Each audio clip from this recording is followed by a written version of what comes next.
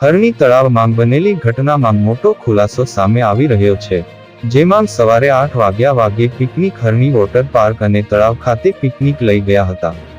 તેમજ સંદેશ ન્યૂઝ પર બોટ દુર્ઘટનાને લઈને ચોંકાવનારો ધડાકો સામે આવ્યો છે, જેમાં સેવોસની લારીવાળો બોટ ચલાવતો હોવાની વિગતો સામે આવી છે, જેમાં એક પણ બોટનું ઇન્સ્પેક્શન કરવામાં આવ્યું ન હતું.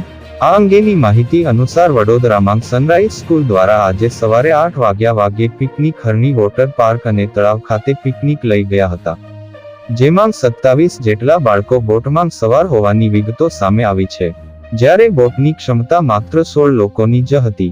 આ ઉપરાંત વિદ્યાર્થીઓને લાઈફ જેકેટ પહેરાવ્યા વગર બોટમાં બેસાડ્યા હતા, જેના કારણે ડૂબવાની ઘટના બની હતી.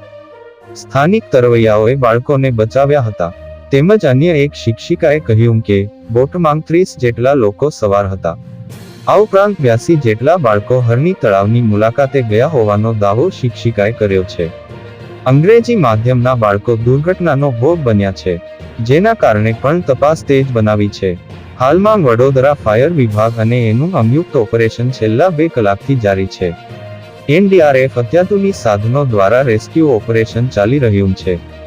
ઓક્સિજનની મદદ લઈ પાણીની અંદર જઈ રેસ્ક્યુની કામગીરી ચાલી રહી છે, જેમાં અત્યાર સુધીમાં 15 લોકોના મોત થયા છે.